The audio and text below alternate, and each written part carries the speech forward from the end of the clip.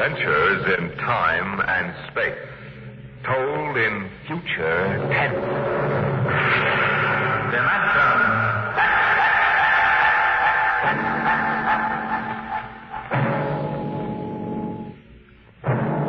The National Broadcasting Company, in cooperation with Street and Smith, publishers of astounding science fiction, bring you Dimension X.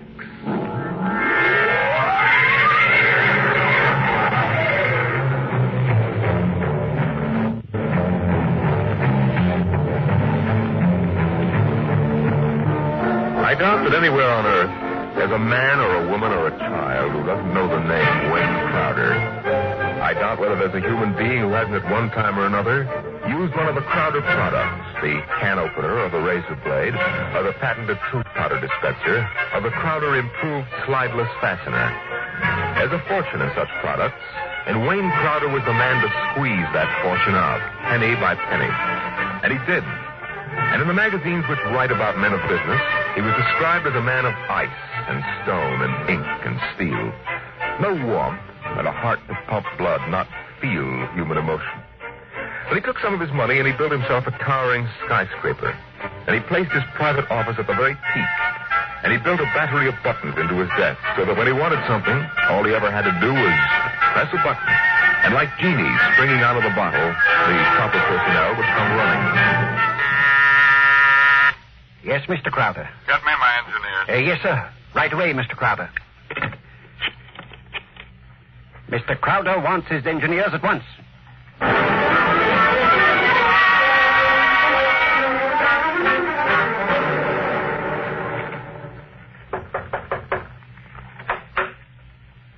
Here are your engineers, sir. All right, close the door and get out. Now, gentlemen, sit down. Gentlemen, I hired you because you're the best engineers I was able to find. They tell me you can do anything. They tell me if there's a scientific fact known in the world, even if it was discovered 6 hours ago, you gentlemen are up on it. All right, I want to put that to work. Gentlemen, I want you to build me a spaceship. What? A spaceship, sir? That's right. I've decided that I'm going to be the man who gives space flight to mankind. Any questions? Well, I don't know, sir. We can design such a ship. That part's not too hard. The basic blueprint has been in existence for many years. The submarine is the model for the shape and the form, but... Yes? But we have no way of providing the motor to power such a ship. When the ship's ready to fly, there'll be a motor. Sir, I don't like to contradict you, but you see, scientists have been searching for a motor power for spaceships for decades now without success. You'll have a ship, but we can't lift that ship from the Earth's surface. That is, not to the point of free flight, at any rate. Mr. Crowder, you see, you'll be spending millions of dollars, hundreds of millions, perhaps, for nothing. What's your name? Phillips, sir. You're fired. What? Go down to the cashier and draw your pay and get out. But, Mr. Crowder... Get out. Nobody who works for me thinks of how much something costs. We use money. We don't let expense provide a rationalization for not beginning a project. Phillips, what are you waiting for? Get out.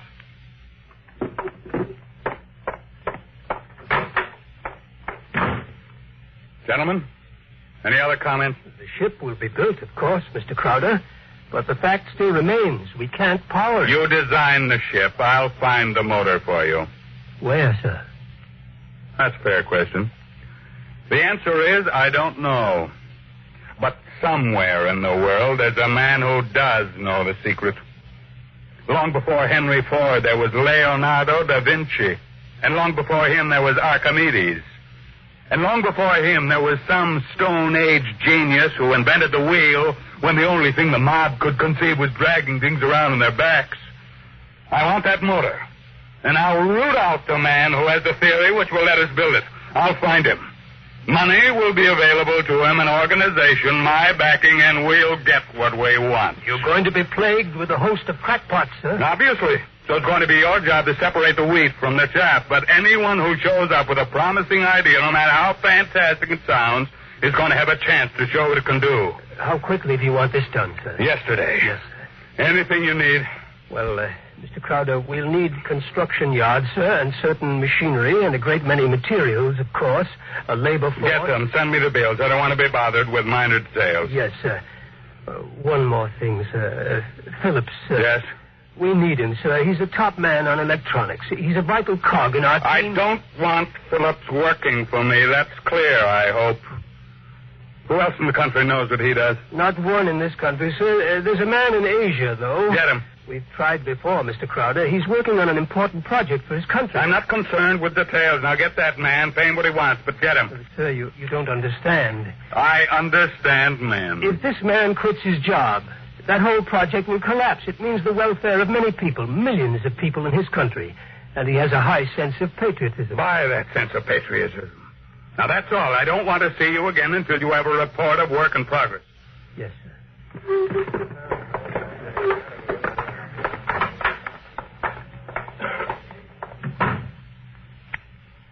Yes, Mr. Crowder. There's a man named Phillips going to draw his pay. I want 2 company policemen to meet him at the cashier's office and escort him from there directly off the premises, and I want them to be emphatic about it. Yes, Mr. Crowder. And notify the newspapers, the television, and the radio networks, periodicals, and the scientific journals that I'll receive the press in my office this afternoon at 3:30. I have an important announcement to make.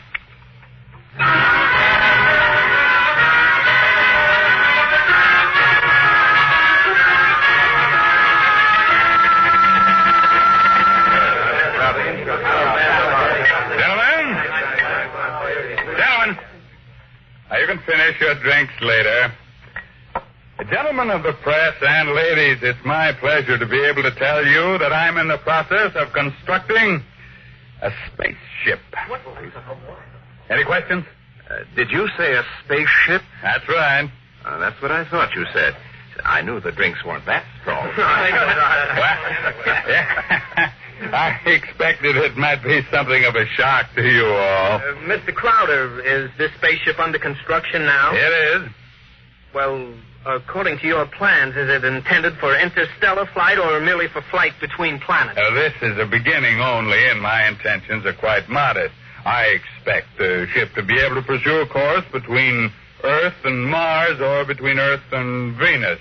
For the present, any longer trips are not contemplated. You've solved the problem of motor force, then? No, I haven't. But what sort of... You mean you don't have any means of propulsion for the spaceship? That problem is not solved as yet. It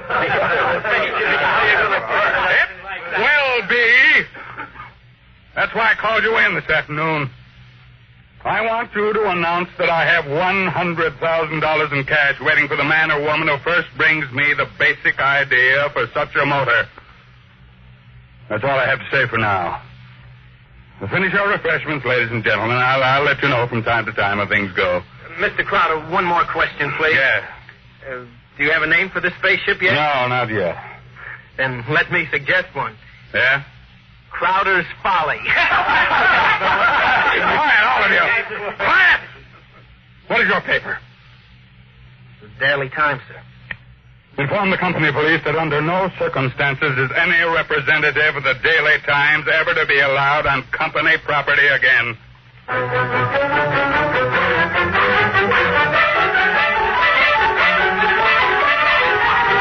Wayne Crowder is offering $100,000 to any inventor who can produce an engine capable of driving a spaceship. Wayne Crowder is offering $100,000 to any inventor who can produce An engine capable of driving a spaceship.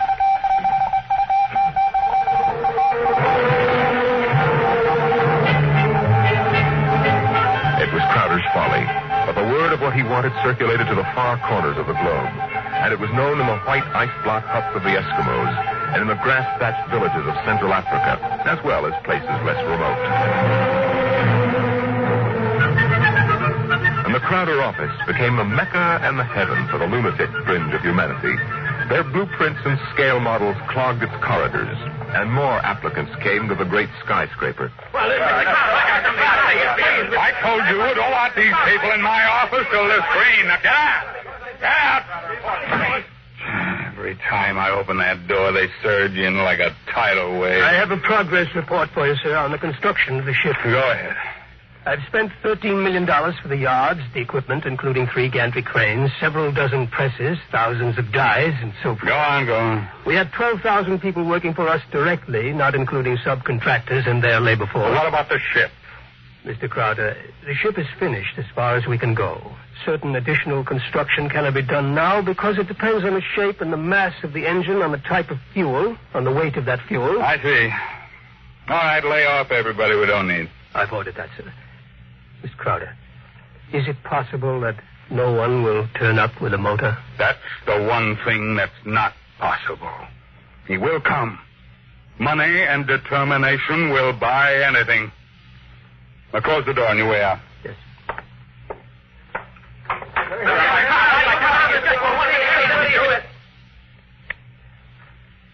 Order the proper department to put a name on the forward end of the ship. I want letters in pure gold 1 foot high.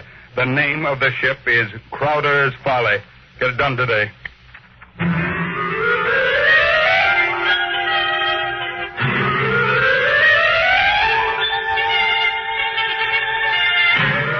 The sun rose in the morning and glinted rose on the silver sheen of the hollow ship's skin. The sun set at night and glinted rose on the silver sheen of the hollow ship's skin. The golden letters on the prow held out the fury of Crowder for the world to see. A staff of 50 was employed as time went on in taking rust-preventive measures to ensure the ship's well-being. In a year, the first experiment seemed ready to bear fruit, and a test was held. The atomic fission motor. In exactly 45 seconds now, we'll hold the test, Mr. Crowder. The actual trial of the motor is taking place 3 miles from here. Now, this dial here registers the nucleonic activity. And this dial, right here, is thrust. Over here, this dial is a measure of the effectiveness of the shielding in terms of outside radioactivity. That sound you hear is our generators right here, building up power to supply the motor by remote control. Now, if this needle goes around to the part of the dial marked in red, there will be an explosion. Are there any questions, sir? Proceed with the test. Watch the needle, sir. 8,000. 8,500. 9,000. 10. 11. 12. 15. That's an overload now, sir. 18. 20. I don't know how much more it can stand, sir. What happened? Your generator blew out. What kind of... I beg your pardon, sir. The motor blew up. What are you talking about? I'd hear something. You see, sir, it takes a while for the vibrations of an explosion to travel 3 miles and then reach through 15 feet of concrete. I see. Well, there are other experiments in progress. Let me know when they're ready for testing. Yes, sir. Mr. Crowder, the inventor of that motor had to be with it, of course, during the tests, but he has, that is, he had a family. The fool knew what he was doing. He understood the danger. Now line up those experiments and don't turn anyone away if he seems to have the remotest possibility of success. Now, I'm telling you, my man will come. Money and determination will buy anything.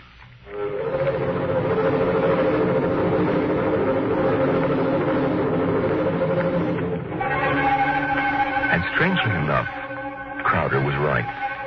Because one day there came to his office a stranger, a small man. He looked even smaller in that tremendous room. He was an unusual visitor in that he carried no briefcase fat with blueprints, schematics, or formulae. He was unusual in that he neither blustered, cowered, nor deferred to his host. Oh, he was a pleasant little stranger, bird-like of eye and movement, bright and smiling. Mr. Crowder, my name is Wilkins. I can power that ship you want. So? Of course, what I have in mind won't be anything like that meaningless heat for you. What? Well, Rocket, my motor requires a different here in my head. It so happens that I'm presently supporting half a dozen people who make the... None of them have been successful. What makes you think your idea will work? Simple enough. The common magnet. What? Electromagnetism. Utilization of the force of gravity, or its opposite in this case, countergravity. Thank you very much. If you'll forgive me now. Just a moment, Mr. Crowder. There's one thing more. This. I've seen pieces of metal before, thank you. How high from your desk would you say I'm holding it? I'm very sorry, Mr. Wilkins. Do you want to leave or do you want to be escorted out? This will only take a second, sir. How high from your desk would you say I'm holding this piece of metal? A foot and a half. And if I let go, then in less than a second, a fraction of a second, it should fall to your desk. Now, look, I don't want the surface of that desk marred. But will it be? You see, I have let go of the metal, is that right? What good Lord. Many seconds ago, it should have crashed to the desk, am I right? This is incredible. Well, if you want to speak to me anymore, I'll be right outside. But it hasn't fallen. That's right, sir. It hasn't fallen. Floats in the air. That's right, sir. It floats in the air. How do you do it? Well, why don't you call your engineers and ask them? I'll wait outside. Get me my engineers immediately.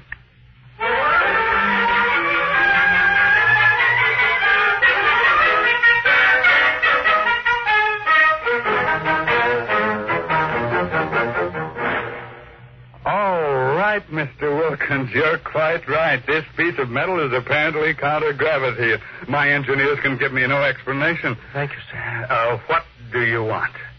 I want to build a spaceship using this material. No great expenditure, 1/100th of the cost your behemoth sitting out there in your building yard, and 3 other things. Workshop, expert mechanical assistance, and an answer to one question. What is the question? Why do you want so much to build this ship? Frankly, because I love power. Because I'm ambitious. I want to be the master, not only of one world, but of worlds. That's an honest answer. And that's as far as your thinking goes. What else is there? But there's my answer. I want to leave this planet and go to Mars. Because there are strange wonders there. Because there will be scarlet sunsets over barren wastes. And in the star-strewn night, the thin, cold air of a dying world stirring in restless sighs across the valleys of the dry canals. You may laugh out loud if you wish, Mr. Crowder. I prefer that to the peculiar repressed smile you're exhibiting now. You're a very lucky man, Mr. Wilkins, to have scientific talent, because your talents as a poet are inferior and very sentimental.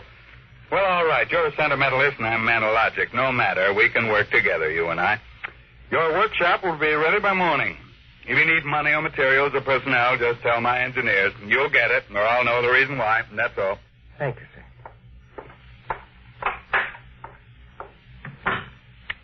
Get me my engineers.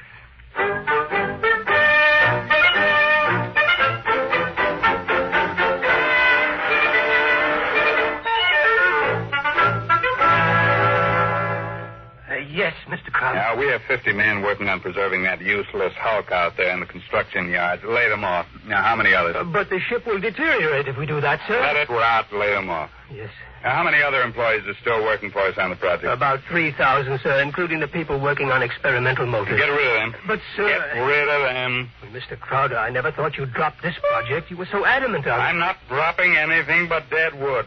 Well, you saw what Wilkins had to offer. He's my man, and the rest is junk. Mr. Crowder, he might fail. We ought to have a minimum of protection against... I say he won't fail. Yes. You just lay everybody off that isn't needed. Give him 2 weeks' pay and my thanks for a thankless job well done, that's all. Yes, sir. I'll get it done, sir. What, a year's work? Yes, and 10 years or 20 years, now do the same thing. That's why you're an engineer and I'm an executive. That's why you work for me, because when I have to, I can be ruthless with my own mistakes. What are you waiting for? I was just thinking, Mr. Crowder, What would happen to me if my usefulness to you were over? I've worked for you for 30 years now. Just don't give me any occasion to consider your usefulness terminated. That oughtn't be too hard. Yes. What? Nothing, sir. I'll make the arrangements at once.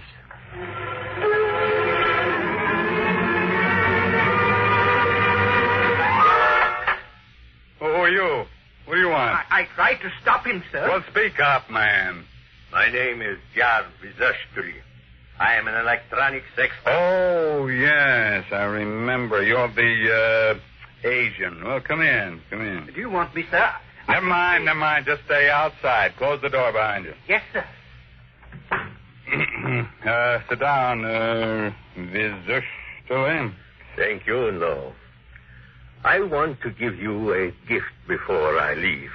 Oh, you leaving? I thought we still needed you. I resigned. Well, I'm sorry to hear that. I'm told you're a good man. I want you to understand what's behind this gift. I was working on a power project in my country which would have meant a tremendous rise in the standard of living for millions of my people. I was unable to resist the money you offered. Had you resisted, even more money would have been forthcoming. I placed no limit on your worth to me. I understand. But you see, I did not come without a sense of guilt, because there was no one in my country who could take my place. I would assume that. And now I discovered that what I did was for nothing. The spaceship on which I worked is being dismantled. That's right. So I have been corrupted by you at a whim. I think you have too much power, sir. I think you use your power for evil, selfish purposes. Selfish, yes. Only sentimentality is evil. I think otherwise. And so, in order that you shall not corrupt anyone else, I have this gift for you. Here you are, sir. Oh. And just one more shot for good measure, to make sure you are really dead. Good.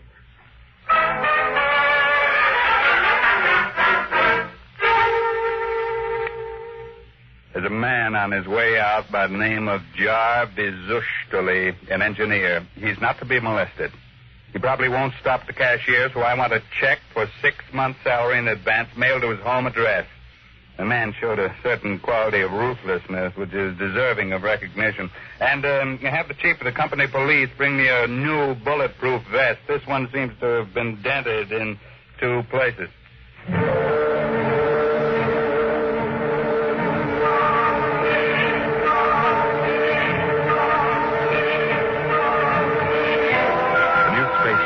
According to Wilkins' plans, as executed by Crowder's engineers, was finished within 4 months. It was small. It was shaped like a disc. It gleamed brightly, even in the smoky haze of an October sunset. Inside, Crowder and Mr. Wilkins, in a small cubicle at the heart of the machine, were surrounded by many instruments of a complicated nature. Outside, huge crowds gathered to witness the test.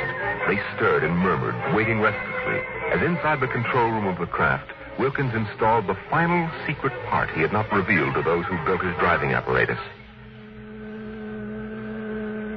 Well, Wilkins, what's holding us up? Nothing now.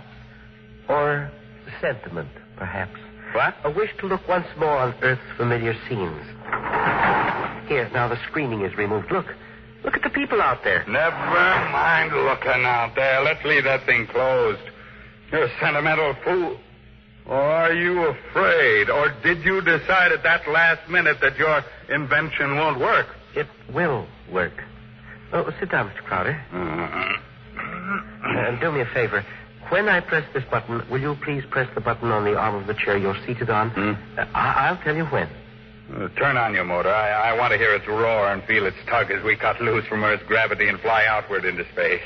That might be a moment in which I'd share your sentimentality. Press your button now, sir. Thank you.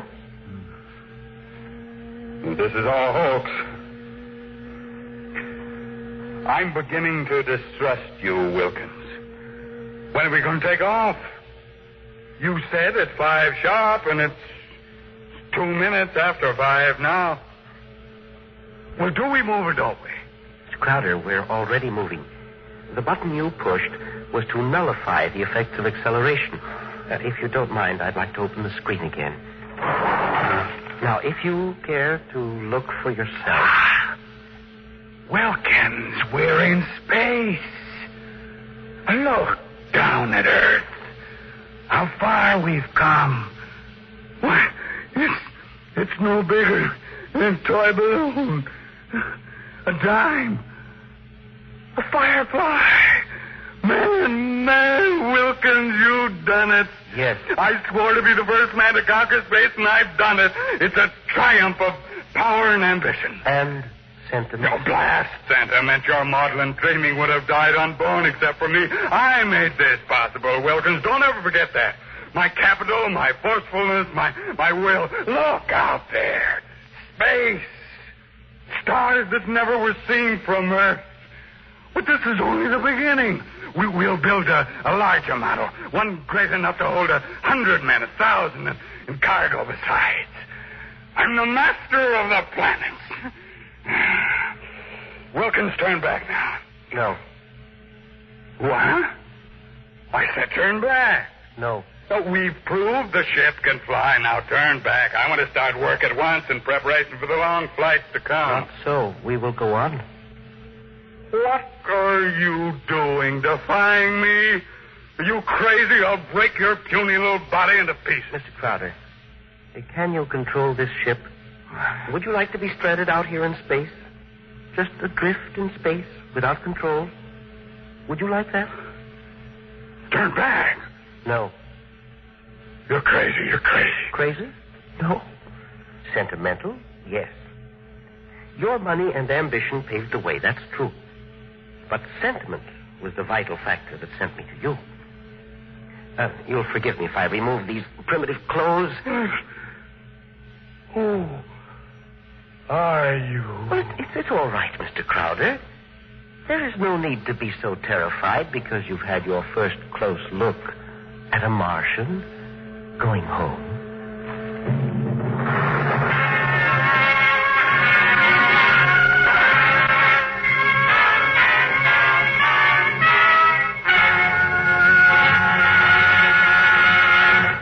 You've just heard another adventure into the unknown world of the future. The world of...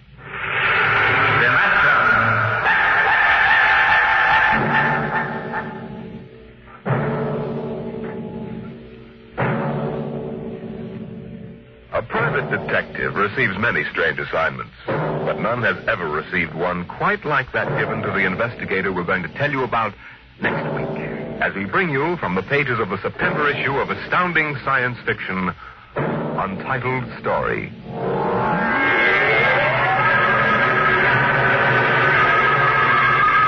Dimension X is presented each week by the National Broadcasting Company in cooperation with Street and Smith, publishers of the magazine Astounding Science Fiction. Today, Dimension X has presented The Vital Factor, written for radio by Howard Rodman from the story by Nelson Bond. Featured in the cast were Raymond Edward Johnson as Crowder, John McGovern as the engineer, and Louis Van Ruten as the Martian. Your host was Norman Rose. Music by Albert Berman. Dimension X is produced by William Welch and directed by Fred Way.